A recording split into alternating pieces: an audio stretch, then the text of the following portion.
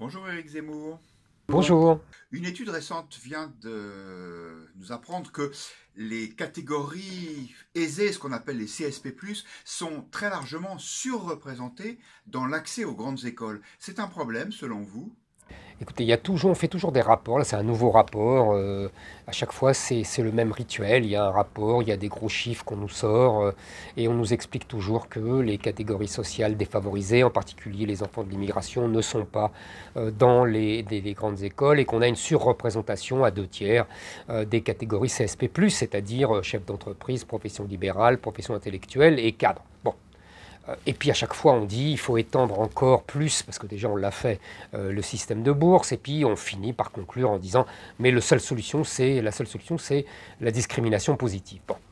En fait, on ne s'interroge jamais sur qu'est-ce que c'est que tous ces chiffres qu'on nous balance. En fait, d'abord, on ne nous dit jamais que dans ce qu'on appelle les CSP+, les fameux 2 tiers représentés, eh ben, la moitié, en gros, 40% et la moitié, sont des fils de profs. Les profs, à ma connaissance, ce n'est pas des nababs. Simplement des gens qui, effectivement, éduquent leurs enfants dans un cadre scolaire. Ils connaissent les attentes des profs. Vous voyez, bon.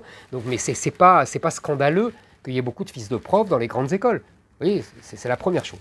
Et puis, deuxièmement, on nous dit la République ne tient pas ses promesses, etc. Mais quelle est la promesse républicaine? On la demande jamais.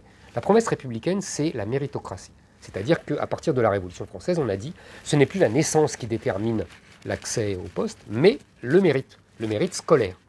Bon. On n'a jamais dit que n'importe qui devait être vous voyez, dans les grandes écoles. C'est pas un droit d'être dans les grandes écoles, c'est le mérite. Et je dirais même plus, la fameuse discrimination positive, c'est le contraire de la République. Parce que c'est justement le retour de la naissance, même si elle est défavorisée et non plus favorisée, dans le cadre de sélection des élites. Vous voyez, c'est un contresens. Et puis après, on oublie que la promotion sociale a toujours été lente en France.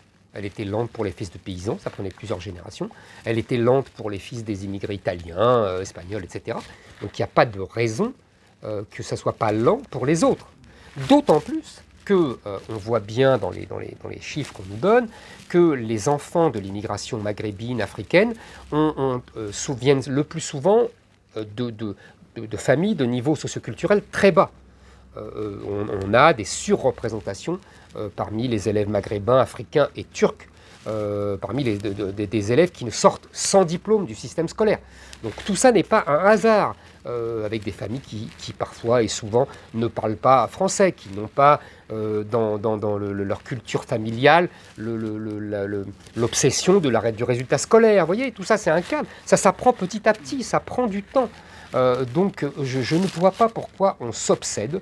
Et puis il y a la dernière chose, et j'en ai fini, c'est qu'est-ce qu'on attend de nos élites? On n'attend pas de nos élites qu'elles représentent la société, pas un jeu. Est-ce que ces grandes écoles, par leur sélectivité, ne sont pas finalement le dernier îlot d'excellence dans un système éducatif qui est quand même en piteux état? En tout cas, je ne sais pas si l'enseignement est de qualité, parce qu'il y aurait beaucoup à dire sur ce que sont devenues les grandes écoles. Mais en revanche, ce qui est sûr, c'est que c'est le dernier endroit où il y a une exigence de niveau, de culture, etc.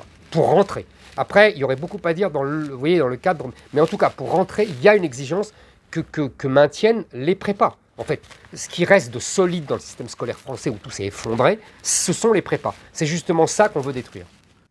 Merci Éric Zemmour.